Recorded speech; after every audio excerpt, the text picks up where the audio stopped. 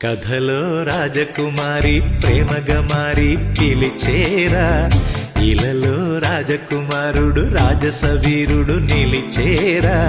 హృదయములోని మనసును రేపి బ్రతుకులలోని తీపిని చూపి, కోవెలమ్మ మెట్టు ప్రేమ ఒట్టు గట్టు చూపెట్టి తీరేట్టు.